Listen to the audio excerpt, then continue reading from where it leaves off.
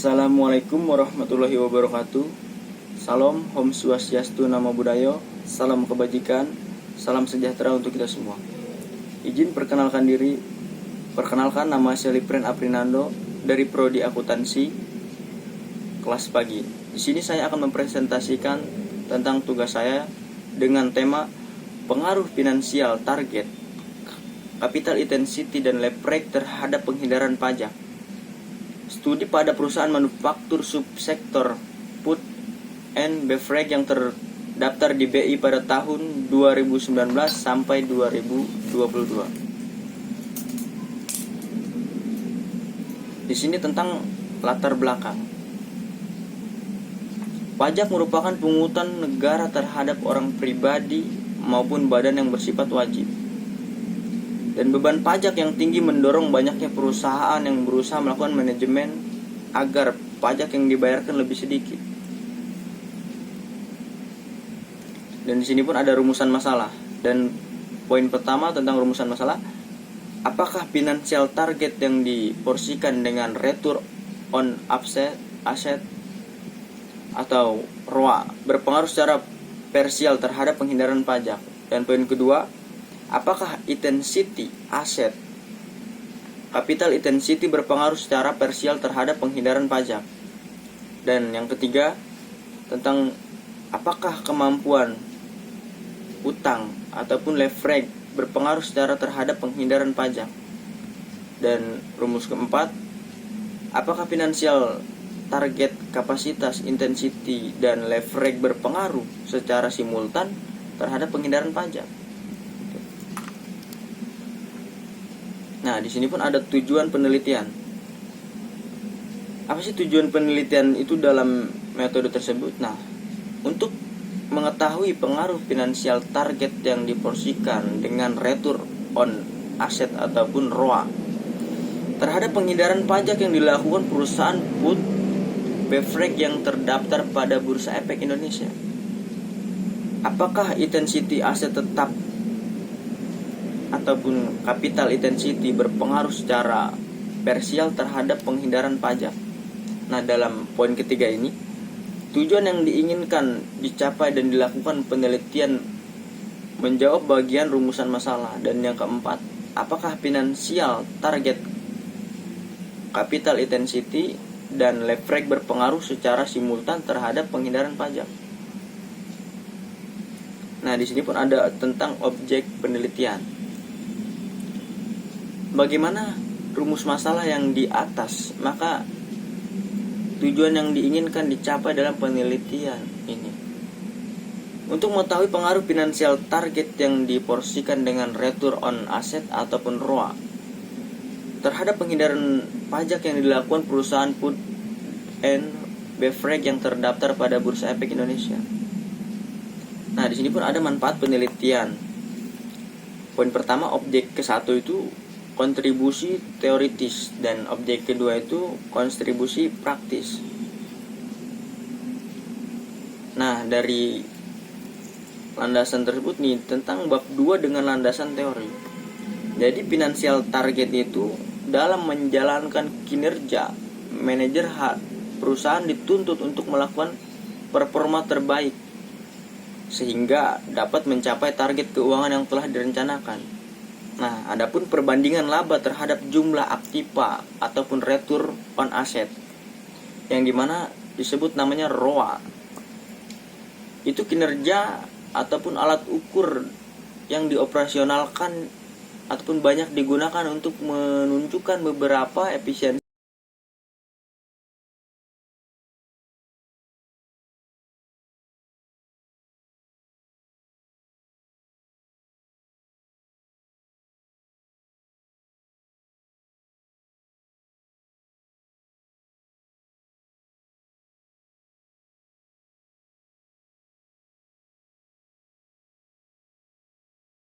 Dengan hasil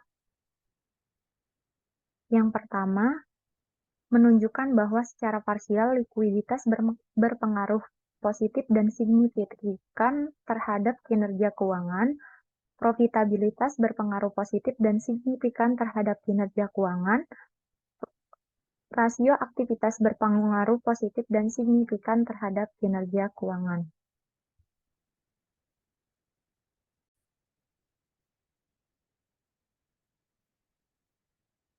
Adapun metodologi penelitian pada penelitian ini, jenis penelitian yang digunakan dalam penelitian ini adalah penelitian kuantitatif, di mana data yang digunakan berhubungan dengan angka-angka berupa data laporan keuangan. Pendekatan penelitian kuantitatif sebagaimana dikemukakan oleh Sugiono tahun 2019 diartikan sebagai penelitian berlandaskan pada filsafat positivisme. Digunakan untuk meneliti pada populasi atau sampel tertentu, pengumpulan data menggunakan instrumen penelitian, analisis data bersifat kuantitatif atau statistik, dengan tujuan untuk menggambarkan dan menguji hipotesis yang telah ditetapkan.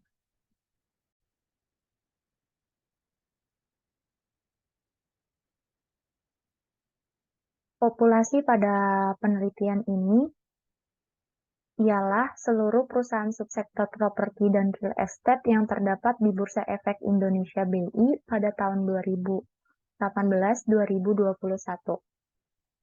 Untuk sampel pada penelitian ini, adapun kriteria dalam penentuan sampel yang digunakan dalam penelitian ini diantaranya yang pertama, perusahaan subsektor properti dan real estate yang terdapat di Bursa Efek Indonesia BI tahun 2018-2021. Yang kedua, perusahaan subsektor properti dan real estate yang melaporkan laporan keuangan di Bursa Efek Indonesia BI selama tahun pengamatan 2018-2021. Adapun sampel penelitian pada penelitian ini terdapat 10 sampel perusahaan yang diambil. Yang pertama, ada perusahaan Agung Podomoro Land Tbk, yang kedua perusahaan Alam Sutra Realty Tbk, yang ketiga perusahaan Metropolitan Land Tbk, yang keempat ada Bumi Serpong Damai Tbk, yang kelima ada perusahaan Ciputra Development Tbk, yang keenam ada perusahaan Intiland Development Tbk, yang ketujuh ada perusahaan Motherland Realty Tbk, yang kedelapan ada Plaza Indonesia Realty Tbk, yang kesembilan ada perusahaan Lipo Karawaci Tbk, yang kesepuluh ada perusahaan City Retail Development Tbk.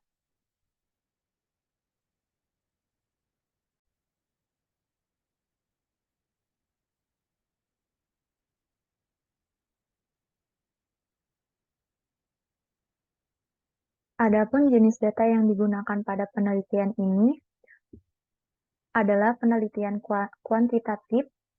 Penelitian kuantitatif adalah data yang berupa angka dan yang dapat diolah dan dianalisis dengan menggunakan teknik perhitungan statistik.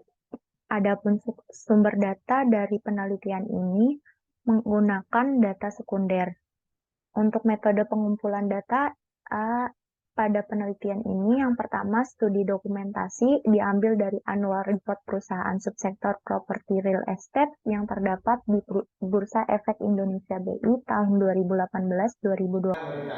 Nah, dalam peraturan nomor 60 tahun 2008, sistem pengendalian internal pemerintah adalah suatu sistem pengendalian internal yang dilakukan terhadap seluruh tiap-tiap lingkungan pemerintah pusat dan pemerintah daerah.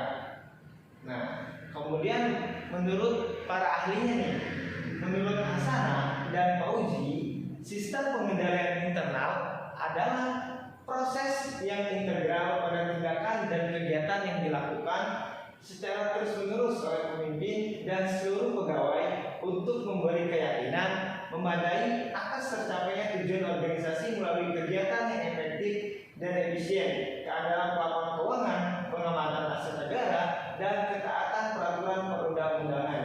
Jadi menurut peneliti ini, beliau menjelaskan bahwasanya untuk memberikan keyakinan memadai atau tercapainya tujuan organisasi. Kemudian sedangkan menurut Khosenada, sistem pengendalian internal pemerintah secara konseptual menghadapi framework sistem pengendalian internal yang dirilis tahun 1992 oleh Foreign Organization Council Pemprov, sistem pengendalian internal pemerintah itu adalah sistem pengendalian internal yang diselenggarakan secara menyeluruh di lingkungan pemerintah pusat dan pemerintah daerah. Jadi sangat penting sistem pengendalian internal terhadap pemerintah daerah.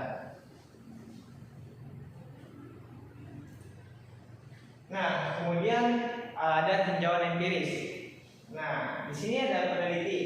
Peneliti yang pertama itu adalah Saimah. Saimah meneliti tentang pengaruh kapasitas sumber daya manusia, pemanfaatan teknologi informasi, dan sistem pengendalian internal terhadap kualitas laporan keuangan pemerintah daerah. Nah, metodologinya itu menggunakan metode kuantitatif.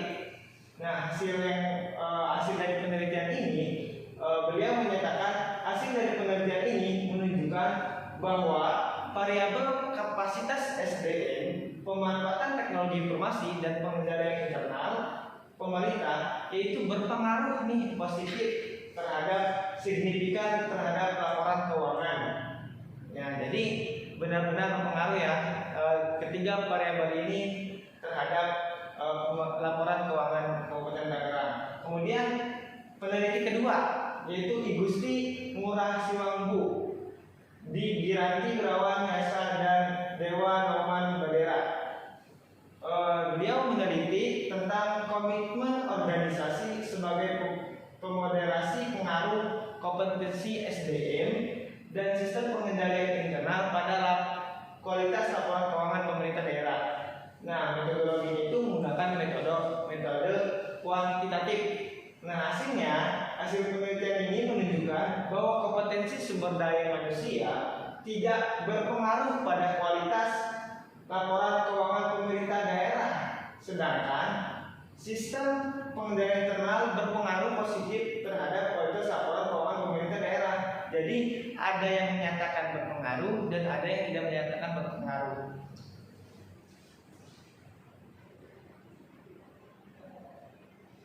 Nah, kemudian setelah adanya tinjauan empiris, lalu di sini saya akan membahas tentang hubungan X terhadap Y-nya. Nah, yang pertama ini kita bahas pengaruh kualitas sumber daya manusia terhadap nilai pelaporan keuangan. Nah, kualitas sumber daya manusia adalah kemampuan sumber daya manusia untuk melaksanakan tugas dan tanggung jawab yang diberikan kepada dengan bekal pendidikan, pelatihan, dan pengalaman yang cukup memadai. Nah, menurut peneliti yang dilakukan oleh Saimah, kapasitas SDM berpengaruh positif dan signifikan terhadap kualitas laporan keuangan pemerintah daerah. Sedangkan menurut Hardiansyah, kompetensi sumber daya manusia secara signifikan berpengaruh terhadap kualitas laporan keuangan pemerintah. Fungsi maupun tujuan pembayaran pajak kepada negara. Kesadaran wajib pajak yang tinggi akan memberikan pengaruh kepada pemeriksaan kepatuhan pajak yang lebih baik lagi. Yang kedua itu menurut Tonga 2011, kesadaran wajib pajak merupakan perilaku wajib pajak berupa pandangan atau persepsi yang melibatkan keyakinan, pengetahuan, dan penalaran serta kecenderungan untuk bertindak sesuai dengan stimulus yang diberikan oleh sistem dan ketentuan perpajakan yang berlaku. Yang ketiga itu ada menurut Noviana 2015 ya. Kesadaran wajib pajak merupakan unsur dalam diri manusia untuk memahami realitas dan bagaimana mereka bertindak atau bersikap terhadap realitasnya. Yang ketiga itu wajib pajak. Dalam Undang-Undang Nomor 6 Tahun 1983 tentang Ketentuan Umum dan Tata Cara Perpajakan sebagaimana telah diubah dengan Undang-Undang Nomor 28 Tahun 2007 Pasal 1 Ayat 2 Wajib pajak adalah orang pribadi atau badan mengikuti pemotongan pajak, pembayaran pajak dan pemungutan pajak yang mempunyai hak dan kewajiban perpajakan sesuai dengan ketentuan peraturan perundang-undangan perpajakan. Sedangkan dalam Undang-Undang Republik Indonesia Nomor 11 Tahun 2016 tentang pengampunan pajak pasal 1 ayat 2, wajib pajak adalah orang pribadi atau badan yang mempunyai hak dan kewajiban perpajakan sesuai dengan ketentuan peraturan perundang-undangan di bidang perpajakan. Menurut Sumarsan 2017, wajib pajak adalah orang pribadi ataupun badan meliputi pembayaran pajak, potongan pajak, dan pemungutan pajak yang mempunyai hak dan kewajiban perpajakan sesuai dengan ketentuan peraturan perundang-undangan perpajakan. Yang pertama itu menurut Rahayu 2017, wajib pajak adalah orang pribadi atau badan yang memenuhi syarat objektif, yaitu untuk wajib pajak dalam negeri memperoleh atau menerima penghasilan yang melebihi PTKP penghasilan tidak kena pajak.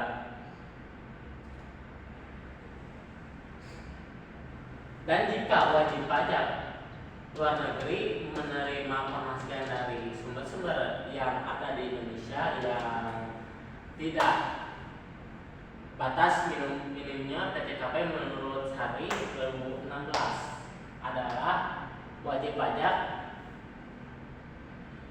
adalah pihak yang berdasarkan ketentuan peraturan perundang-undangan perpajakan untuk melaksanakan kewajiban perpajakan berdasarkan pendapat yang dijabarkan, maka dapat disimpulkan bahwa wajib pajak ialah setiap orang yang sudah memiliki penghasilan dan terlibat dalam aktivitas perpajakan termasuk pemungutan pajak, pemotongan pajak serta pembayaran pajak. Karena disebut sebagai wajib pajak, seorang sudah memiliki kewajiban dan hak yang harus dipenuhi. Kewajiban dan hak ini yang dilindungi oleh pemerintah melalui undang-undang.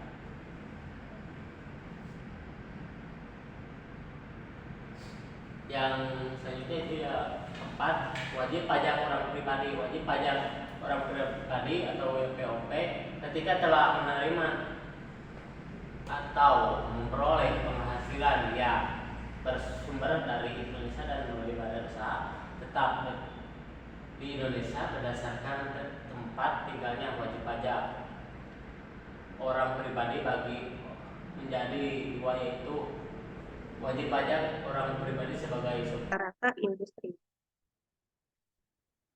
Selanjutnya ada tax avoidance.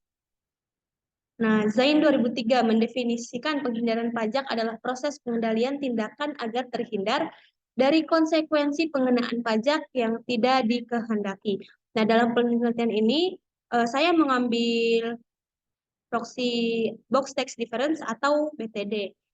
Nah, BTD sendiri adalah perbedaan perlakuan pengakuan dalam perhitungan laba menurut akuntansi book income dengan laba atau penghasilan menurut pajak taxable income. Nah, dalam penelitian ini pengukuran tax avoidance diukur dengan BTD ini dengan rumus laba akuntansi atau EBIT dikurang laba fiskal. Nah, selanjutnya di sini adalah kerangka konseptual dan ada hipotesis juga. Nah, di sini ada variabel independen dan di sini ada variabel independen. Nah, saya menggunakan variabel independen adalah X1-nya adalah komite audit, X2 adalah kualitas audit, X3 adalah proporsi Dewan Komisaris Independen, X4-nya adalah karakteristik perusahaan, dan X5-nya adalah size. Nah, di sini ada variabel dependennya adalah book tax difference yang berasal dari praksi tax avoidance-nya. Nah, dengan hipotesis sebagai berikut. Nah, hak satunya adalah jumlah komite audit berpengaruh negatif terhadap book tax difference. Hak duanya adalah kualitas audit berpengaruh negatif terhadap book tax difference. Hak tiganya adalah proporsi Dewan Komisaris Independen berpengaruh negatif terhadap tax avoidance. Hak empatnya adalah karakter perusahaan berpengaruh negatif terhadap book tax difference. Serta hak limanya adalah size berpengaruh positif terhadap book tax referral. Nah, di sini adalah metode penelitian. Metode penelitian saya itu menggunakan metode kuantitatif, yaitu dengan menggunakan angka-angka ya. Nah, yang kedua ada populasi dan sampel. Populasi adalah populasi yang saya gunakan dalam penelitian ini adalah semua perusahaan yang listing di BEI tahun 2018 dengan mengecualikan perusahaan asuransi, perusahaan keuangan, dan BUMN yang diprivatisasi. Nah, sedangkan sampelnya ini adalah sebagian dari semua perusahaan yang listing di BEI kecuali perusahaan asuransi, perusahaan keuangan, dan BUMN yang diprivatisasi.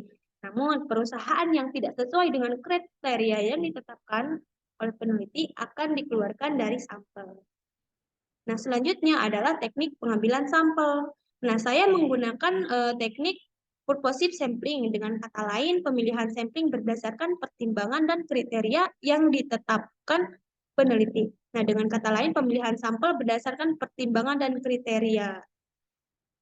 4, ada sumber data. Nah, saya di sini menggunakan data sekunder berupa laporan keuangan pada perusahaan yang listing di BI. Nah, selanjutnya ada metode pengumpulan datanya. Nah, untuk metode pengumpulan data ini saya melakukan dengan metode dokumentasi, yang artinya data yang diperlukan dikumpulkan dan dicatat, sedangkan mengenai studi pustaka diperoleh dari penelitian-penelitian terdahulu dan ditunjang dengan literatur yang ada. Selanjutnya ada metode analisis data. Di sini ada dua metode. Yang pertama ada statistik deskriptif dan ada uji asumsi klasik. Nah, uji asumsi klasik ini dibagi menjadi 4 bagian. Yang pertama uji normalitas data, yang kedua adalah uji multikolonialitas, yang ketiga adalah uji autokorelasi, dan yang keempat adalah uji heterokedastisitas. Nah, ini saya akan menjabarkan satu persatu. Yang pertama adalah statistik deskriptif, yaitu pengujian yang dilakukan untuk mengetahui nilai min, minimum, maksimum, dan standar deviasi dari variabel-variabel penelitian. Yang kedua, ada uji asumsi klasik. Nah, uji asumsi klasik ini bertujuan untuk memastikan bahwa hasil penelitian adalah valid dengan data yang digunakan secara teori adalah tidak bias, konsisten, dan penaksiran koefisien regresinya efisien. Nah, di sini kan ada empat jenis dari uji asumsi klasik. Yang pertama adalah uji normalitas data, yaitu pengujian terhadap normalitas data menggunakan uji Kolmogorov-Smirnov. Nah, dengan menggunakan nilai P atau value dengan tingkat signifikansi 5%. Jika value di bawah 5%, maka data terdistribusi normal. Yang kedua, ada uji multikoliniaritas, yaitu yang bertujuan untuk menguji apakah model regresi ditemukan adanya korelasi antar variabel bebas. Model regresi yang baik seharusnya tidak terjadi korelasi di antara variabel independen. Nah, nilai cut-off. Bismillahirrahmanirrahim. Assalamualaikum warahmatullahi wabarakatuh. Salam sejahtera untuk kita semua. Kepada yang terhormat Ibu Peti Aprilia Sari, selaku dosen pengampu mata kuliah metodologi penelitian akuntansi. Pertama-tama, izinkan saya memperkenalkan diri. Perkenalkan, nama saya Yuliani Dwi Hapsari, NIM 2116220035. Mahasiswi program studi akuntansi kelas 4A. Pada kesempatan kali ini, saya akan memaparkan hasil penelitian saya yang berjudul pengaruh rasio likuiditas, rasio aktivitas, dan rasio profitabilitas terhadap kinerja keuangan pada perusahaan subsektor properti dan real estate yang terdaftar di Bursa Efek Indonesia tahun 2018-2021.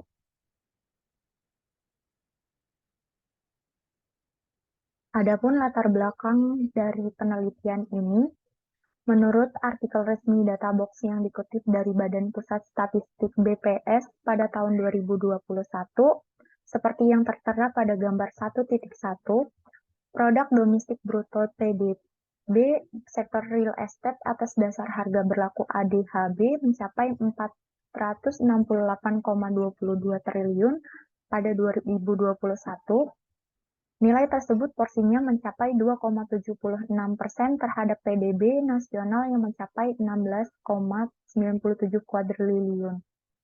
Jika diukur menurut besaran PDB atas dasar harga konstan ADHK 2010, sektor real estate tumbuh 2,78% menjadi 333,28 triliun pada tahun lalu dibandingkan tahun sebelumnya. Capaian tersebut lebih baik dibandingkan tahun sebelumnya yang hanya tumbuh 2,32%, namun masih lebih rendah dibandingkan dengan pertumbuhan PDB nasional sebesar 3,69%. Sektor real estate sendiri menunjukkan tren kenaikan dan mencatat pertumbuhan tertinggi sebesar 7,68% pada tahun 2011, sedangkan yang paling rendah itu pada saat COVID, yaitu di tahun 2020 karena dampak dari COVID itu sendiri. Oleh karena itu, perusahaan subsektor properti dan real estate harus mampu menjaga kinerja keuangan mereka agar tetap sehat dan stabil. Untuk itu, pada penelitian sebelumnya telah menunjukkan bahwa rasio keuangan dapat digunakan sebagai alat untuk menilai kinerja keuangan perusahaan. Oleh karena itu, penelitian ini dilakukan untuk menganalisis rasio keuangan dan kinerja keuangan pada perusahaan subsektor properti dan real estate yang terdapat di Bursa Efek Indonesia dengan tujuan untuk membantu perusahaan dalam menghadapi tantangan dan masalah yang dihadapi di industri ini sendiri.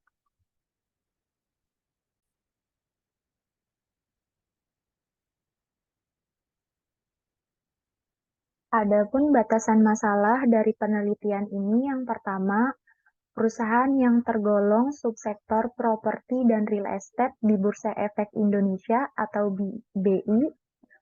Yang kedua itu periode penelitian yang diamati adalah tahun 2018-2021. Dalam penelitian ini juga dibatasi pada variabel likuiditas, variabel aktivitas, dan variabel profitabilitas untuk mengukur kinerja keuangan perusahaan pada subsektor properti dan real estate. Selanjutnya, rumusan masalah pada penelitian ini yang pertama, apakah rasio likuiditas itu berpengaruh terhadap kinerja keuangan perusahaan subsektor properti dan real estate? Yang kedua, apakah rasio aktivitas juga berpengaruh terhadap kinerja keuangan perusahaan subsektor properti dan real estate? Yang ketiga, apakah rasio profitabilitas berpengaruh terhadap kinerja keuangan perusahaan subsektor properti dan real estate? Dan yang terakhir, apakah rasio likuiditas, rasio aktivitas, dan rasio profitabilitas berpengaruh terhadap kinerja keuangan perusahaan subsektor properti dan real estate?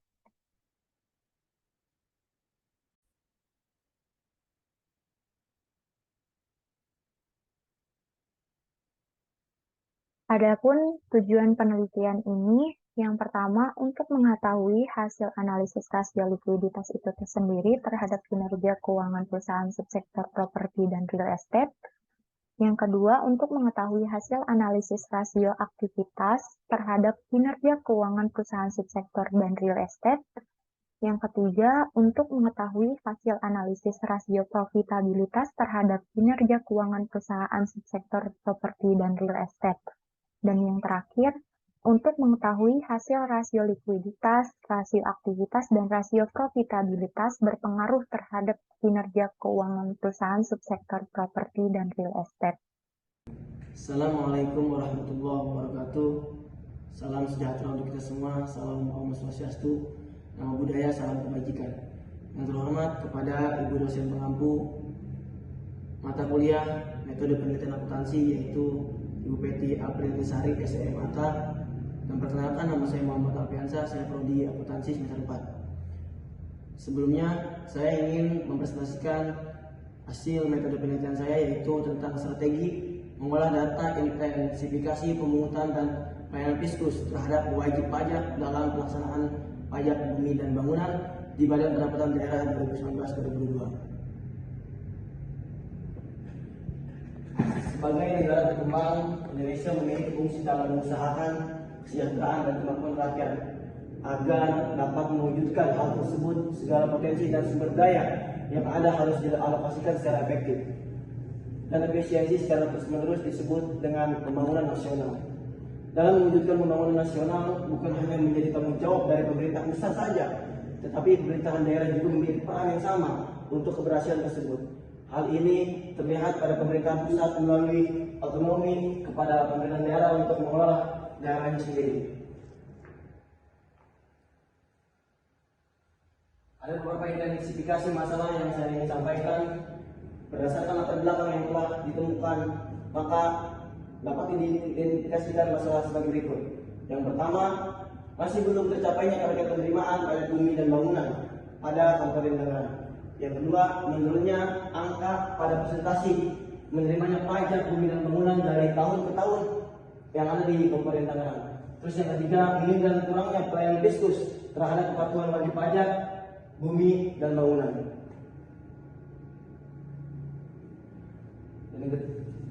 Tujuan penelitian merujuk dari rumusan masalah di atas, maka tujuan yang dapat dikemukakan dalam penelitian ini adalah yang pertama, untuk mengetahui sistem pemungutan pajak dan bumi bangunan pada Badan Pendapatan Daerah yang di Kabupaten Tangerang. Terus yang kedua, agar mengetahui tindak atau tingkat efektivitas pemungutan pajak dan bangunan yang dilakukan Badan Pendapatan Daerah yang di Kabupaten Tangerang. Yang ketiga, untuk mengetahui pengaruh pelayanan Fiskusnya terhadap kepatuhan wajib pajak yang ada di Kabupaten Tangerang. Manfaat penelitian. Bagi penulis, penelitian ini dapat digunakan sebagai alat untuk mengaplikasikan teori yang diperoleh selama kuliah, praktekkan sehingga dapat menambah wawasan yang lebih luas dan pengetahuan yang telah diperoleh dapat dikembangkan. Yang kedua, bagi finansial hasil penelitian yang diharapkan berguna dapat dijadikan bahan pertimbangan pihak organisasi dalam mengambil keputusan kebijakan dalam meningkatkan kinerja pegawai. Terus yang ketiga, bagi akademik diharapkan penelitian ini dapat menambah referensi literatur khususnya di bidang sumber daya manusia atau SDM.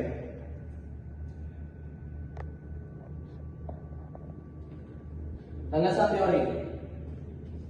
Pajak adalah menurut Undang-Undang Dasar Republik Indonesia Nomor 28 Tahun 2009 tentang perubahan ketiga atas Undang-Undang Dasar Nomor 6 Tahun 1998 tentang ketentuan umum dan tata cara perpajakan. Pasal 1 adalah pajak adalah kontribusi wajib kepada negara yang beruntung oleh pribadi atau badan yang bersifat memaksa berdasarkan Undang-Undang Dasar dengan tindak mendapatkan imbalan secara langsung dan digunakan untuk keperluan negara bagi sebesar-besarnya kemakmuran rakyatnya.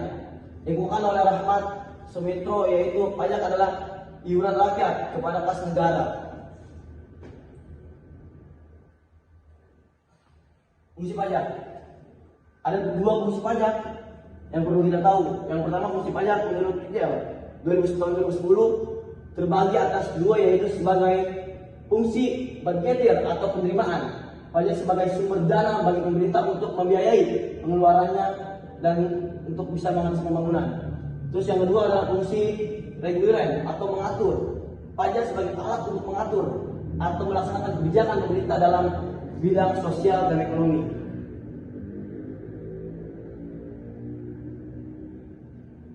Nah, dua yaitu yang kita bahas adalah pelayanan Fiskus yang ada di Kabupaten Tangerang. Pemahaman tentang hak dan kewajiban sebagai Fiskus untuk mengetahui bagaimana pelayanan terbaik yang seharusnya dilakukan oleh Bapenda Badan Pendapatan Daerah yang ada di Kabupaten Tangerang kepada wajib pajak, kewajiban Fiskus yang diatur dalam Undang-Undang Dasar Perpajakan. Yang pertama, kewajiban merahasiakan semua data wajib pajak. Yang kedua, kewajiban untuk membimbing atau membina wajib pajak. Yang ketiga adalah mewajibkan melaksanakan keputusan.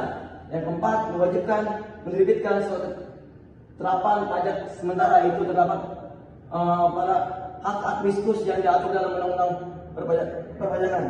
Yang keempat adalah itu. Ya.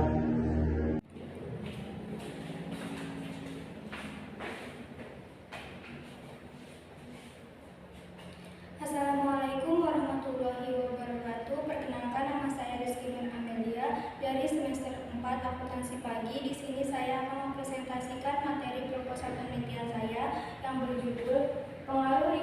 rentabilitas, average, dan profitabilitas terhadap nilai perusahaan perbankan yang terdaftar di Bursa Efek Indonesia atau BI periode 2018 sampai dengan 2022.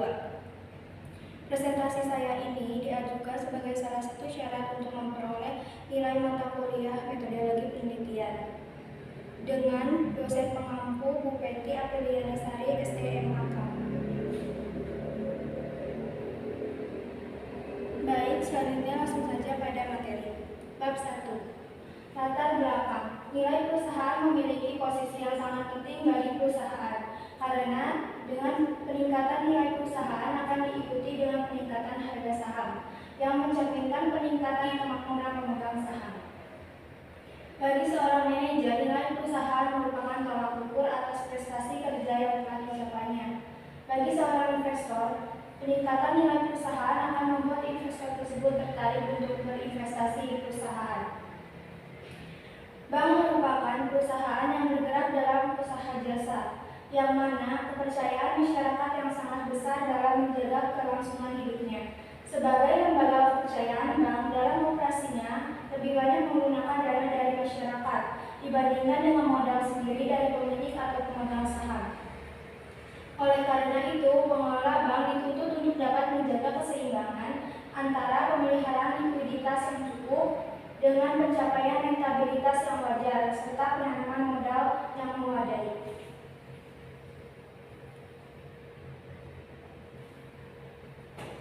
Fenomena dan fakta lapangan nilai perusahaan. Fenomena mengenai nilai perusahaan. Yang pertama, kenaikan nilai perusahaan terjadi ketika nilai pasar perusahaan meningkat secara signifikan. Yang kedua, penurunan nilai perusahaan terjadi ketika nilai pasar perusahaan menurun secara signifikan. Yang ketiga, volatilitas nilai perusahaan. Nilai perusahaan dapat mengalami volatilitas yang signifikan dari waktu ke waktu. Hal ini dapat terjadi karena faktor-faktor ekonomi, geopolitik, atau keuangan yang mempengaruhi pasar secara umum. Fakta lapangan mengenai nilai perusahaan. Yang pertama, nilai perusahaan dapat bergantung pada persepsi pasar.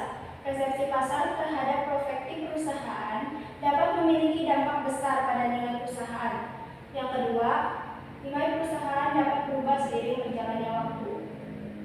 Nilai perusahaan tidak tetap dan dapat berubah sehingga perubahan kondisi ekonomi, industri, atau internal perusahaan itu sendiri.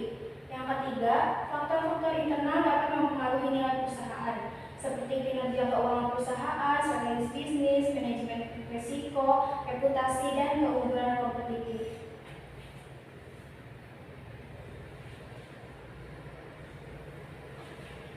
Hubungan nilai perusahaan pada contoh kasus perbankan.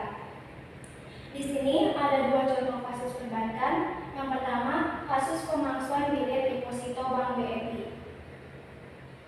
Yang pertama, kerugian finansial. Pemalsuan bilet deposito dapat menyebabkan kerugian finansial yang signifikan bagi bank. Yang kedua, reputasi dan kepercayaan. Pemalsuan bilet deposito dapat merusak reputasi bank dan mengurangi kepercayaan nasabah.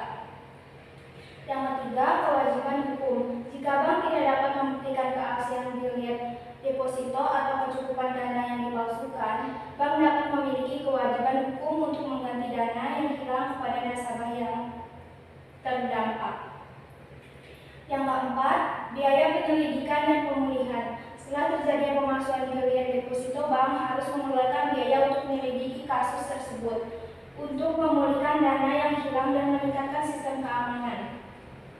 Yang kelima, dampak regulator. Pemalsuan bilet deposito dapat mengakibatkan perubahan dalam peraturan dan persyaratan yang diberlakukan oleh otoritas perbankan. Yang kedua, kasus pembobolan kredit Bank Mandiri. Yang pertama, kerugian finansial. Pembobolan kredit dapat menyebabkan kerugian finansial yang signifikan bagi bank. Yang kedua, reputasi dan kepercayaan. Pembobolan kredit dapat merusak reputasi bank dan mengurangi kepercayaan nasabah. Yang ketiga, kualitas aset. Pembobolan kredit dapat mempengaruhi aset bank. Jika pinjaman yang disalahgunakan atau tidak dapat dipulihkan, hal ini dapat meningkatkan risiko kredit bank. Yang keempat, denda dan sanksi. Pembobolan kredit dapat melibatkan pelanggaran hukum dan peraturan perbankan. Yang kelima, biaya penyelidikan dan pemulihan. Setelah kejadian pembobolan kredit, bank harus mengeluarkan biaya untuk menyelidiki kasus tersebut, memulihkan dana yang hilang, dan meningkatkan sistem keamanan. Yang keenam, dampak regulator. Pembobolan kredit dapat mengakibatkan perubahan dalam peraturan dan persyaratan yang diberlakukan oleh otoritas perbankan.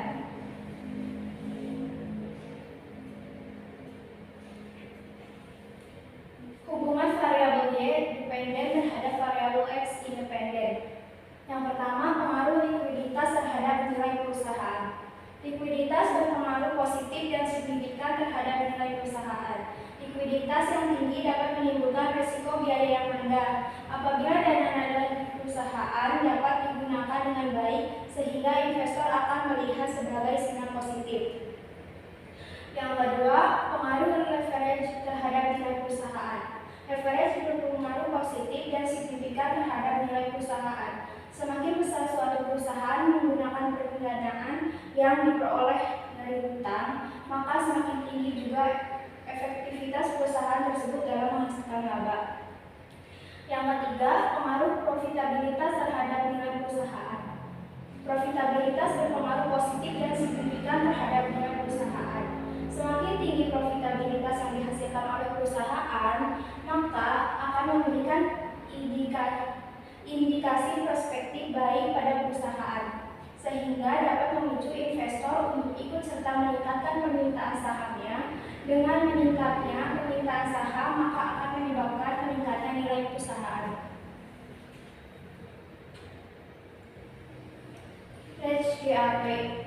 Yang pertama, hasil penelitian mengenai likuiditas terhadap nilai perusahaan pernah dilakukan oleh Jadia pada tahun 2016 dengan hasil likuiditas berpengaruh positif dan signifikan terhadap nilai perusahaan. Hasil ini sejalan dengan penelitian yang dilakukan oleh Assalamualaikum warahmatullahi wabarakatuh. Yang terhormat kepada Ibu Peti Apriliasari, SEMAK, selaku dosen pengampu mata kuliah metode penelitian. Perkenalkan, nama saya Mariati, saya dari kelas 4A akuntansi. Di sini saya akan mempresentasikan hasil kerja saya, yaitu untuk memenuhi nilai ujian akhir semester. Dengan judul skripsi yaitu pengaruh leverage, profitabilitas, dan keputusan investasi terhadap nilai perusahaan pada perusahaan manufaktur sektor otomotif di Bursa Efek Indonesia periode tahun 2018 sampai 2021.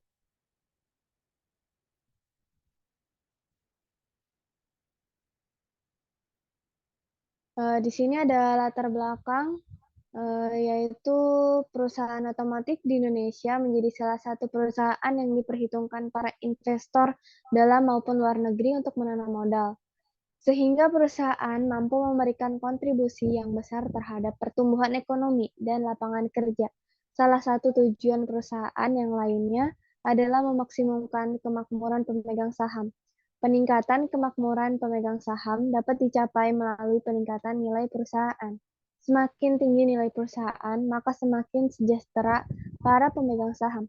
Nilai perusahaan juga tercermin dari harga saham, di mana jika harga saham menurun, maka nilai perusahaan menurun.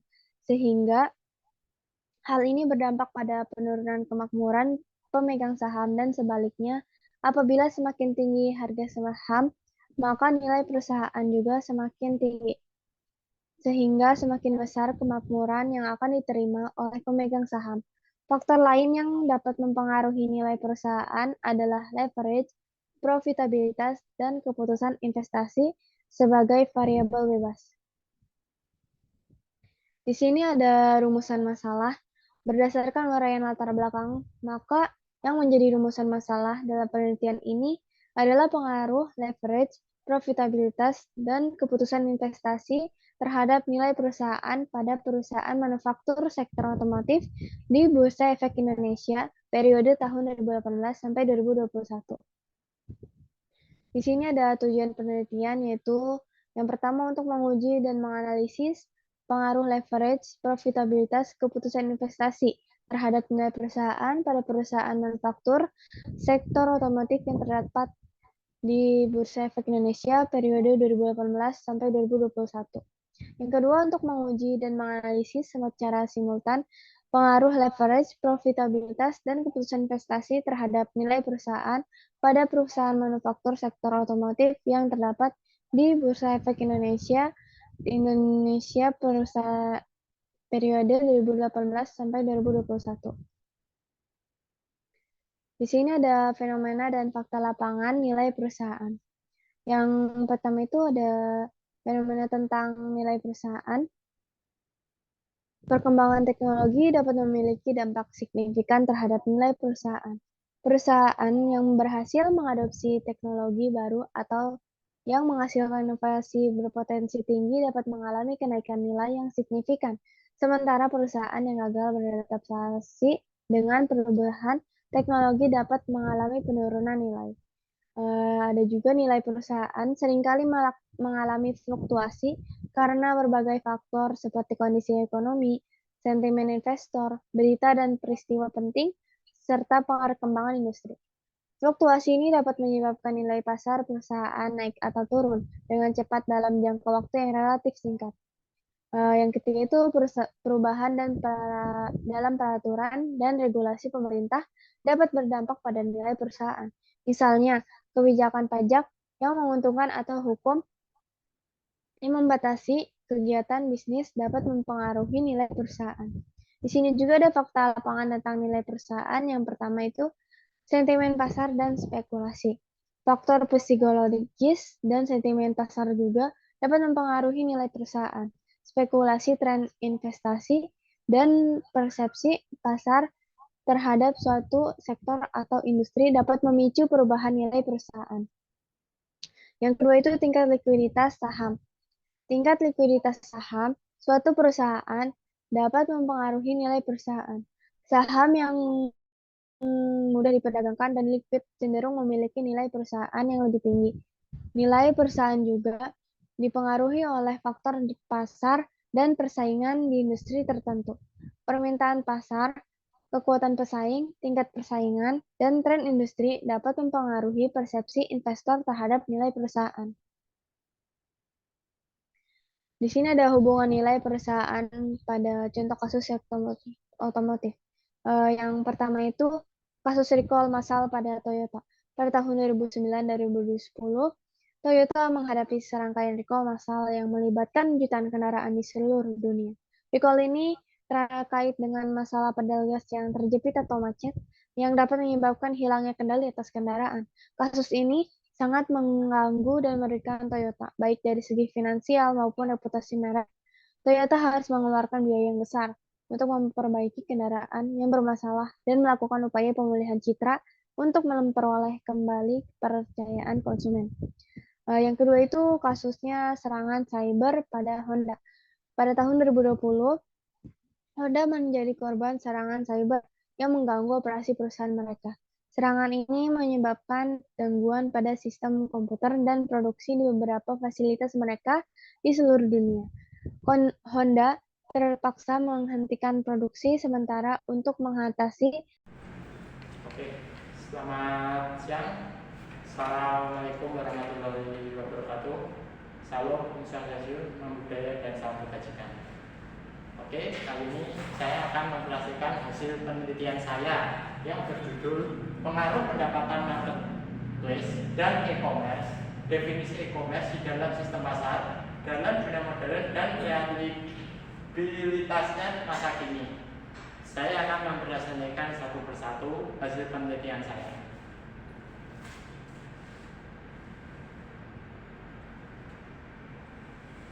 Pada pembukaannya ialah pada perkembangan zaman dan teknologi, penggunaan teknologi internet di Indonesia dan dunia pada umumnya terus bertambah. Bahkan sudah menjadi sebuah gaya hidup sebagian penduduk dunia. Hal ini tentu memberikan dampak bagi pola hidup manusia, termasuk pola interaksi jual beli yang sudah memberikan banyak peluang bagi generasi muda untuk terjun dalam usaha jual beli melalui internet. Online shop mudah dijalankan karena tidak memerlukan modal yang besar. Di sisi lain, online shop mempunyai beberapa kelebihan seperti mudah dan murah untuk diakses. Karena customer cukup untuk melihat contoh barang melalui internet tanpa harus datang ke toko seperti jual beli pada umumnya.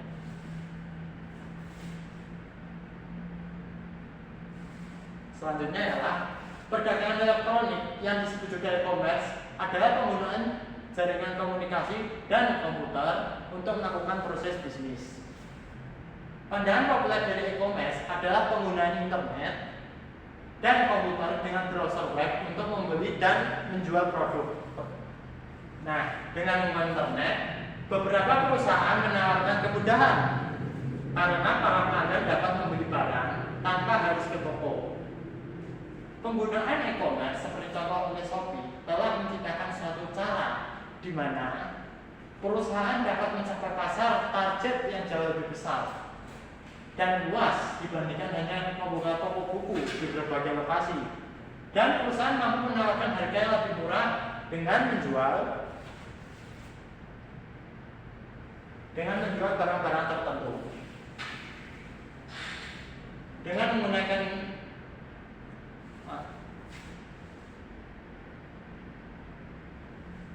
selanjutnya, perkembangan penggunaan internet mendorong suatu potensi besar terciptanya online shopping.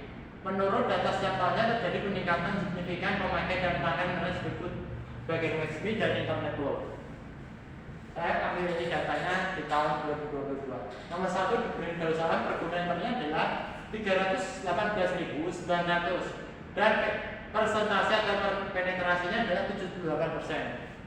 Yang kedua adalah Singapura dengan pengguna internet berjumlah 4.015.121 dengan persentase 75%. Yang ketiga adalah Malaysia dengan pengguna internet 17.723.000 dan persentase 60,7%. Vietnam 31.034.900 dengan persentase 33,9%.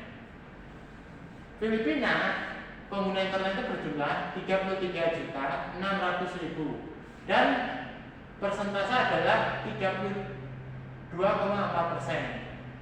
Thailand 20.100.000 dengan persentase 30%. Indonesia pengguna, yaitu negara kita sendiri, dengan pengguna internet sebesar 55 juta. Ini termasuk paling banyak di data di negara ASEAN dengan persentase 22,1%. Meskipun jumlahnya tinggi, tapi Indonesia tidak memiliki dengan persentase paling tinggi se-ASEAN dengan pengguna internet. Laos yaitu 592.764 menduduki peringkat kedua terendah setelah Brunei Darussalam sebesar 9%. Kamboja pengguna internetnya adalah 742.220 dengan persentase 5%. Nah, di negara Myanmar pengguna internetnya berjumlah 534.930 dengan persentase 1%.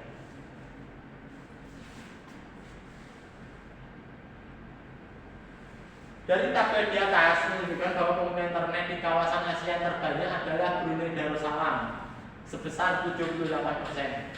Kemudian urutan kedua Singapura sebesar 75%, Malaysia 60,7% dan Indonesia berada pada urutan ke-7 sebesar 22,1%. Oleh karenanya Indonesia masih memiliki potensi besar untuk meningkatkan e-commerce atau online shopping. Pasar dunia maya saat ini dianggap sebagai pasar modern yang paling banyak diminati oleh berbagai pihak tanpa memandang usia, negara, dan berbagai latar belakang lainnya. Transaksi jual beli produk melalui dunia maya dianggap salah satu yang tertinggi dibandingkan transaksi di luar dunia maya. Alasan ini sangat jelas. Mereka yang terlibat transaksi dunia maya kebanyakan memiliki aktivitas kehidupan berpadat, sehingga sulit memiliki waktu untuk bisa berbelanja dan memilih barang keperluan untuk datang langsung ke suatu tempat.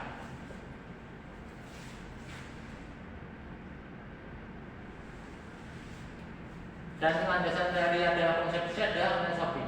Menurut Citrin et al. Yang dikutip oleh Sophia, Wang dan Ming, bahwa intensitas penggunaan internet yang tinggi oleh konsumen akan membawa. Assalamualaikum warahmatullahi wabarakatuh. Salam sejahtera untuk kita semua. Yang terhormat kepada Ibu Peti Apriliasari, SE MAK selaku dosen pengampu mata kuliah Metode Penelitian Akuntansi. Perkenalkan, saya Berli Veranika, NIM 2116 220005. Dan mohon izin, hari ini saya akan menyampaikan proposal saya yang berjudul Pengaruh Sikap, Kesadaran Wajib Pajak, dan Pengetahuan Perpajakan terhadap Kepatuhan Wajib Pajak dalam membayar pajak bumi dan bangunan. Bab 1 ada pendahuluan yaitu latar belakang masalah. Pajak merupakan salah satu sumber pembiayaan pembangunan daerah dalam rangka peningkatan kesejahteraan rakyat. Berkaitan dengan hal tersebut, pentingnya pengelolaan pajak menjadi prioritas bagi pemerintah. Ada berbagai jenis pajak yang dikenakan kepada masyarakat. Namun, peneliti tertarik dengan pajak bumi dan bangunan atau PBB. Pajak bumi dan bangunan merupakan jenis-jenis pajak yang sangat potensial dan strategis sebagai sumber penghasilan dalam rangka membiayai penyelenggaraan pemerintahan dan pembangunan. Objek pajak bumi dan bangunan adalah bumi atau tanah dan bangunan, sedangkan subjek pajak bumi dan bangunan adalah orang atau suatu badan yang secara nyata mempunyai suatu hak atas bumi atau memperoleh manfaat atas bangunan. Kesadaran wajib pajak sangat penting dalam meningkatkan peran PBB sebagai sumber penerimaan pemerintah pusat maupun daerah. Kemarin saya sendiri juga sudah survei ke lapangan, khususnya di Kecamatan Legok, Kabupaten Tangerang, yaitu kurangnya kesadaran masyarakat, kurang tegasnya aturan atau sanksi yang lemah, sehingga masyarakat masih sering abai dalam membayar pajak bumi dan bangunan. Lalu kurang gencarnya sosialisasi dari pemerintah, sehingga membuat masyarakat enggan membayar pajak atau masih mengabaikan pajak bumi dan bangunan. Pajak bumi dan bangunan yang diterima oleh daerah merupakan salah satu sumber penerimaan yang penting bagi daerah dalam era otonomi sekarang ini. Untuk itu, perlu bagi pemerintah untuk meningkatkan peranan PBB sebagai sumber penerimaan pemerintah pusat maupun pemerintah daerah. Salah satu upayanya yaitu melalui peningkatan kesadaran wajib pajaknya. Karena tingkat kepatuhan wajib pajak dan kepercayaan masyarakat kepada administrasi pengelolaan pajak, hal ini membuktikan bahwa wajib pajak di Indonesia memerlukan motivasi untuk meningkatkan kepatuhannya untuk membayar pajak, serta meningkatkan kepercayaan masyarakat bahwa penyaluran hasil pajak dilakukan sesuai aturan yang berlaku, yaitu untuk kesejahteraan rakyat, sehingga persepsi wajib pajak tentang pembayaran pajak akan menjadi bernilai positif terhadap pemerintah dalam mengelola pajak yang telah mereka bayarkan. Berdasarkan uraian latar belakang yang telah dipaparkan, penulis tertarik untuk melakukan penelitian yang berjudul Pengaruh Sikap, Kesadaran Wajib Pajak, dan Pengetahuan Perpajakan terhadap Kepatuhan Wajib Pajak dalam membayar pajak bumi dan bangunan di Kecamatan Legok, Kabupaten Tangerang. Selanjutnya ada hubungan Y terhadap X. Yang pertama itu sikap. Sikap wajib pajak terhadap kewajiban pajak dapat mempengaruhi tingkat kepatuhannya. Jika wajib pajak memiliki sikap positif terhadap membayar pajak dan merasa bahwa kewajiban ini penting untuk mendukung pembangunan negara dan pelayanan publik, mereka cenderung lebih patuh dalam membayar pajak. Yang kedua itu ada kesadaran wajib pajak. Kesadaran wajib pajak adalah tingkat pemahaman dan kesadaran individu tentang pentingnya membayar pajak, serta konsekuensi dari ketidakpatuhan. Jika wajib pajak memiliki kesadaran yang tinggi tentang pentingnya membayar pajak secara tepat waktu, mereka lebih mungkin untuk mematuhi kewajiban tersebut. Yang ketiga ada pengetahuan perpajakan. Pengetahuan tentang peraturan perpajakan dan prosedur membayar pajak juga dapat mempengaruhi kepatuhan wajib pajak. Semakin baik pemahaman wajib pajak tentang aturan perpajakan, semakin mungkin mereka untuk melaksanakan kewajiban pajak dengan benar. Selanjutnya ada batasan masalah. Yang pertama itu ada faktor-faktor yang mempengaruhi kepatuhan wajib pajak dalam membayar pajak bumi dan bangunan, dibatasi oleh pengaruh sikap, kesadaran wajib pajak, dan pengetahuan perpajakan. Wajib pajak yang berada di Kecamatan Legok, Kabupaten Tangerang. Yang kedua itu informasi dan perhitungan dari faktor-faktor yang mempengaruhi kepatuhan wajib pajak dalam membayar pajak bumi dan bangunan yang dimaksud didapat dari penyebaran kuesioner kepada wajib pajak masyarakat yang berada di Kecamatan Legok, Kabupaten Tangerang tahun 2023. Selanjutnya ada rumusan masalah, yaitu yang pertama, apakah sikap wajib pajak berpengaruh terhadap kepatuhan wajib pajak dalam membayar pajak bumi dan bangunan? Yang kedua, itu apakah kesadaran wajib pajak berpengaruh terhadap kepatuhan wajib pajak? Bismillahirrahmanirrahim. Assalamualaikum warahmatullahi wabarakatuh. Yang terhormat kepada Ibu Peti Apriliasari, SEMAK, selaku dosen pembimbing, dan tak lupa kepada teman-teman yang saya banggakan. Izin memperkenalkan diri, nama saya Muhammad Ikhwan Haya Pratama. Saya mahasiswa dari kampus STI PPI, jurusan akuntansi semester 4. Di sini saya ingin memaparkan hasil skripsi dari saya sendiri, yaitu tentang pengaruh kompensasi eksekutif, pertumbuhan penjualan, dan intensitas modal terhadap penghindaran pajak. Dikutip dari studi empiris pada perusahaan sektor properti, real estate, and building construction yang terdaftar di Bursa Efek Indonesia tahun 2016 sampai 2020. Langsung saja, ada latar belakang masalah. Latar belakang masalah penelitian ini adalah adanya fenomena di masa pandemi yang semuanya terkena dampak termasuk dalam sektor properti dan real estate. Penjualan dan pembangunan terganggu akibat wabah virus COVID-19, dikutip dari kontan.co.id yang dipublish pada Kamis 25 Februari 2021. Dan menurut analisis Binarta Sekuritas Napan Aji, harga saham sektor properti minus sampai 21,23% dan menjadi penyumbang pelemahan IHSG paling besar sepanjang tahun 2020. Hal ini membuat pelaku usaha sulit menangani hal tersebut dan meminta kepada pemerintah untuk memberikan kebijakan. Dan di masa pandemi, pemerintah memberikan berbagai kebijakan fiskal kepada perusahaan dan sektor dalam sektor properti dan real estate. Di antaranya adalah yang pertama itu pemangkasan tarif pajak pertambahan nilai atau PPN untuk pembelian properti.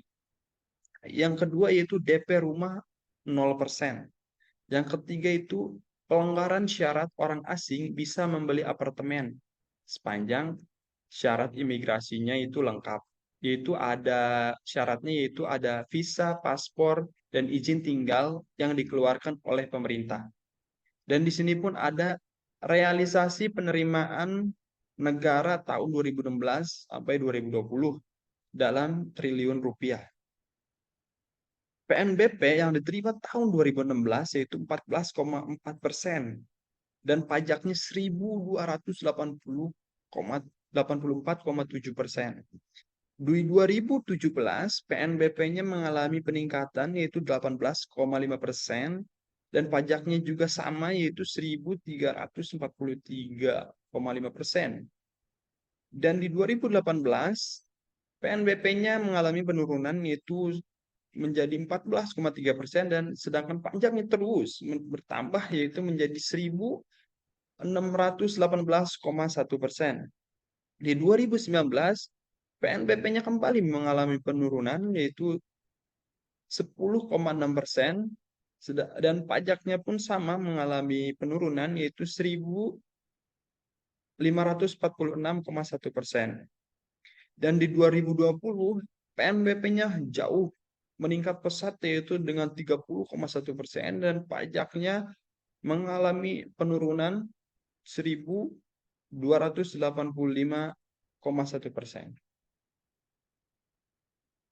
Dan di sini itu adapun latar belakang masalahnya yaitu faktor penghindaran pajaknya di sini kompensasi eksekutif variabel X1, pertumbuhan penjualan variabel X2, intensitas modal variabel X3. Adanya perbedaan hasil penelitian terdahulu, kompensasi eksekutifnya yaitu Fatimah dan kawan-kawan 2017 dan Putra, Andreas, dan Nasriza di 2018 itu berpengaruh. Sedangkan Absari dan Supandi di 2018 berpengaruhnya negatif. Dan adapun Putri dan Indriani 2020 tidak berpengaruh. Pertumbuhan penjualannya di sini Oktamawati 2017 dan Puspita dan Febrianti di 2017 berpengaruh. Safiera, Muslih dan Kurnia 2020 dan Aprianto dan Dwi Mulyani di 2019 tidak berpengaruh. Intensitas modalnya yaitu Anggraini, Astri dan Minovia 2020 dan Muibatun dan Sariroh 2020 itu berpengaruh. Fatimah dan kawan-kawan di 2017 dan Sugianto, Setiawan, Fitria 2020 tidak berpengaruh. Adapun perumusan masalah berdasarkan latar belakang di atas menghasilkan rumusan masalah sebagai berikut. Yang pertama yaitu apakah kompensasi eksekutif berpengaruh terhadap penghindaran pajak. Yang kedua yaitu apakah pertumbuhan penjualan berpengaruh terhadap penghindaran pajak. Yang ketiga, apakah intensitas modal berpengaruh terhadap penghindaran pajak. Yang keempat, apakah kompensasi eksekutif, pertumbuhan penjualan, dan intensitas modal berpengaruh secara simultan terhadap penghindaran pajak. Dan tujuan penelitiannya di sini yaitu berdasarkan perumusan masalah di atas adalah untuk menemukan bukti empiris atas hal-hal sebagai berikut. Di sini ada 4. Yang pertama yaitu untuk mengetahui dan mendapatkan bukti.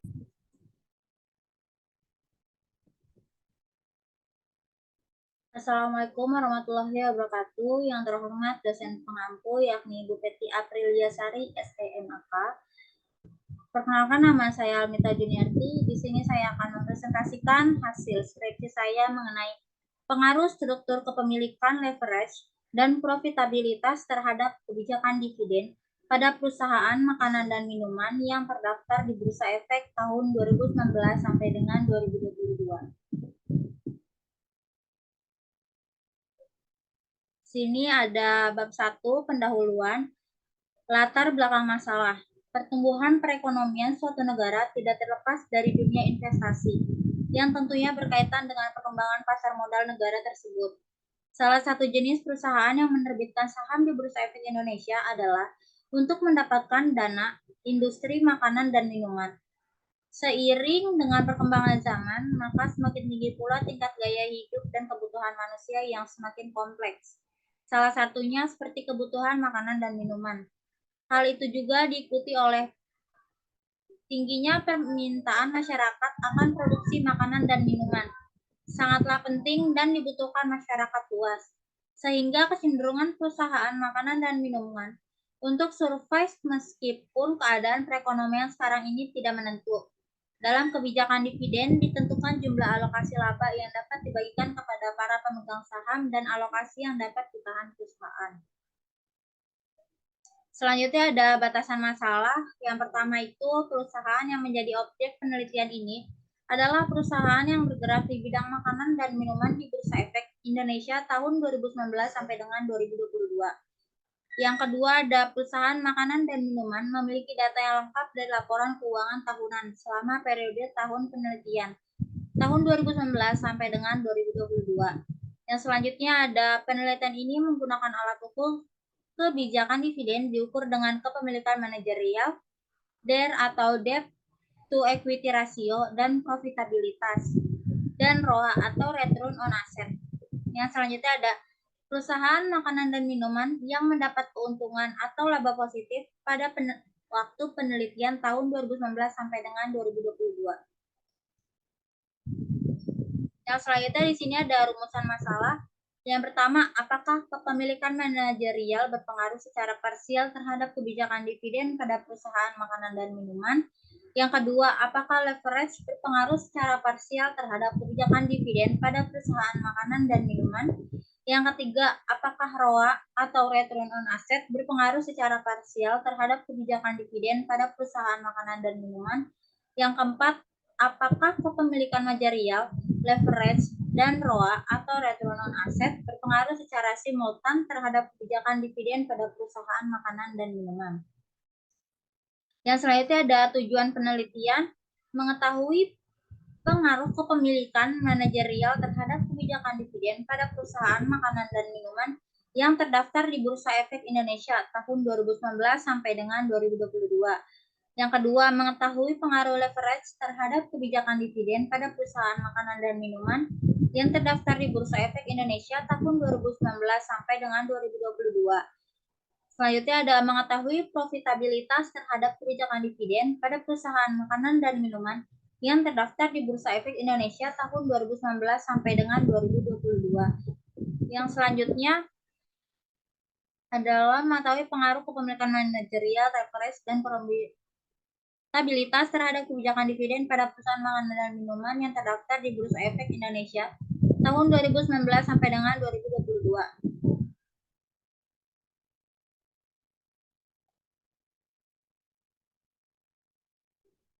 Selanjutnya ada bab 2 tentang landasan teori. Yang pertama ada teori keagenan atau agensi teori. Teori keagenan mendeskripsikan hubungan antara pemegang saham sebagai prinsipial dan manajemen sebagai agen. Manajemen merupakan pihak yang dikontrak oleh pemegang saham untuk bekerja demi kepentingan pemegang saham. Karena mereka dipilih, maka pihak manajemen mempertanggungjawabkan semua pekerjaannya kepada pemegang saham. Hubungan keagenan tersebut terkadang menimbulkan masalah antara manajer dan pemegang sahamnya. Pemegang saham dan manajer memiliki tujuan. Mereka terpenuhi. Akibat yang terjadi adalah munculnya konflik kepentingan. Pemegang saham menginginkan pengembalian yang lebih besar dan secepat-cepatnya atas investasi yang mereka tanamkan. Sedangkan manajer menginginkan kepentingannya diakomodasikan dengan pemberian kompensasi atau insentif yang sebesar-besarnya atas kinerja dalam menjalankan perusahaan. Yang selanjutnya ada teori sinyal atau signal teori. Teori ini menjelaskan bahwa informasi tentang cash dividend yang dibayarkan dianggap investor sebagai sinyal prospek perusahaan di masa mendatang. Anggapan ini disebabkan karena adanya unsynergetic information antara manajemen dan investor, sehingga para investor kebijakan dividen sebagai sinyal prospek perusahaan. Apabila terjadi peningkatan dividen akan dianggap sebagai suatu sinyal positif yang berarti perusahaan mempunyai prospek yang baik sehingga menimbulkan reaksi harga saham yang positif. Jika terjadinya penurunan dividen akan dianggap sebagai sinyal negatif yang berarti perusahaan mempunyai prospek yang tidak begitu baik sehingga menimbulkan saham yang negatif.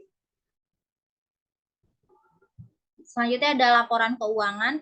Laporan keuangan adalah suatu penyajian data keuangan termasuk catatan yang menyertai bila ada yang dimaksudkan untuk mengkomunikasikan sumber daya ekonomi atau aktiva dan kewajiban suatu entitas pada saat tertentu atau perubahan atas aktiva dan suatu kewajiban selama satu periode tertentu sesuai dengan prinsip akuntansi yang berlaku di umum atau bisnis akuntansi konvensif. Selain prinsip akuntansi yang berlaku umum, International Financial Reporting Standard merupakan standar pelaporan keuangan yang disusun sebagai solusi dalam masalah perbedaan standar-standar lokal di berbagai negara. Yang selanjutnya ada struktur kepemilikan. Struktur kepemilikan merupakan suatu mekanisme yang penting. Assalamualaikum warahmatullahi wabarakatuh. Yang terhormat kepada Ibu Peti Aprilia MAK selaku dosen pengampu mata kuliah Metodologi Penelitian Akuntansi. Baik, pada kesempatan ini saya akan mempresentasikan hasil penelitian saya yang berjudul Pengaruh Pajak Hotel, Restoran, dan Reklame terhadap pendapatan daerah pada Badan Pendapatan Daerah Kabupaten Tangerang. Dalam penyelenggaraan pemerintah di daerah dan peningkatan pelayanan kepada masyarakat serta melakukan pembangunan daerah, maka daerah membutuhkan sumber-sumber penerimaan yang cukup memadai. Setiap daerah harus mengenali potensi dan mengidentifikasi sumber daya yang dimilikinya. Pemerintah daerah diharapkan dapat lebih menggali sumber-sumber keuangan, khususnya untuk memenuhi kebutuhan pembiayaan pemerintahan dan pembangunan di daerahnya. Salah satu sumber penerimaan daerah adalah pendapatan asli daerah, di mana salah satu komponennya yaitu pemungutan pajak daerah. Salah satu pajak daerah yang potensinya semakin berkembang seiring dengan semakin diperhatikannya komponen sektor jasa dan pariwisata dalam kebijakan pembangunan sehingga dapat menunjang berkembangnya bisnis rekreasi adalah pajak hotel dan restoran. Untuk meningkatkan pendapatan pengelola hotel dan restoran, memasarkan produk dan jasanya melalui media-media iklan atau yang disebut reklame. Oleh karena itu, objek pajak reklame akan tumbuh seiring dengan pertumbuhan perusahaan atau industri seperti hotel dan restoran. Berdasarkan uraian di atas, penulis tertarik untuk melakukan penelitian yang berkaitan dengan pengaruh pajak hotel, restoran, dan reklame terhadap pendapatan asli daerah. Adapun rumusan masalah dalam penelitian ini adalah sebagai berikut. Yang pertama, bagaimana pengaruh pajak hotel terhadap pendapatan asli daerah Badan Pendapatan Daerah Kabupaten Tangerang. Yang kedua, bagaimana pengaruh pajak restoran terhadap pendapatan asli daerah Badan Pendapatan Daerah Kabupaten Tangerang. Kemudian yang ketiga, bagaimana pengaruh pajak reklame terhadap pendapatan asli daerah Badan Pendapatan Daerah Kabupaten Tangerang. Dan yang terakhir, bagaimana pengaruh pajak hotel, restoran, dan reklame terhadap pendapatan asli daerah Badan Pendapatan Daerah Kabupaten Tangerang. Dalam penelitian ini terdapat beberapa tujuan yang menjadi acuannya, yaitu sebagai berikut. Yang pertama, untuk mengetahui bagaimana pengaruh pajak hotel terhadap pendapatan asli daerah pada Badan Pendapatan Daerah Kabupaten Tangerang. Yang kedua, untuk mengetahui bagaimana pengaruh pajak restoran terhadap pendapatan asli daerah pada Badan Pendapatan Daerah Kabupaten Tangerang. Kemudian yang ketiga, untuk mengetahui bagaimana pengaruh pajak reklame terhadap pendapatan asli daerah pada Badan Pendapatan Daerah Kabupaten Tangerang. Kemudian yang terakhir, untuk mengetahui bagaimana pengaruh pajak hotel, restoran, dan reklame terhadap pendapatan asli daerah pada Badan Pendapatan Daerah Kabupaten Tangerang. Melalui penelitian ini diharapkan ada beberapa manfaat yang dihasilkan, baik manfaat teoritis maupun manfaat praktis.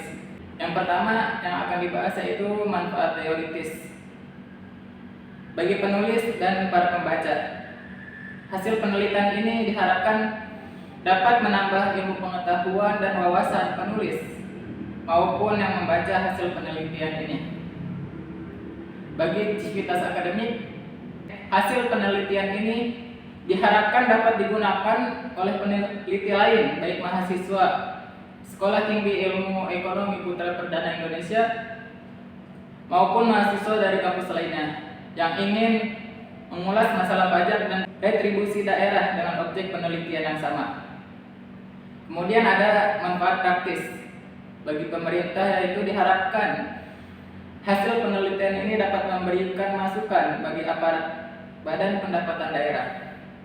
Dalam memberikan gambaran mengenai pengaruh pajak hotel, pajak restoran, dan pajak reklame terhadap pendapatan asli daerah agar lebih optimal. Baik, selanjutnya memasuki bab 2 yaitu telaah pustaka dan pengembangan hipotesis. Di dalamnya terdapat teori-teori, definisi masing-masing variabel, kerangka pemikiran, dan pengembangan hipotesis.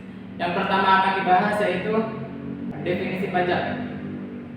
Definisi pajak menurut Undang-Undang Nomor 16 Tahun 2009 tentang perubahan keempat atas Undang-Undang Nomor 6 Tahun 1983 tentang ketentuan umum dan tata cara perpajakan.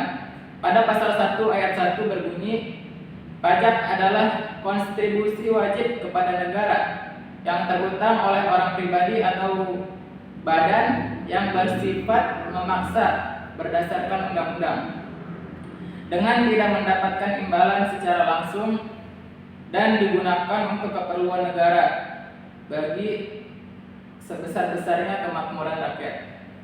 Menurut S.I. Jayadiningrat yang dikutip dari buku Situs Resmi, pajak sebagai suatu kewajiban untuk menyerahkan sebagian kekayaan ke kas negara yang disebabkan suatu keadaan, kejadian, dan perbuatan yang memberikan kedudukan tertentu, tetapi bukan sebagai hukuman, tetapi menurut peraturan yang ditetapkan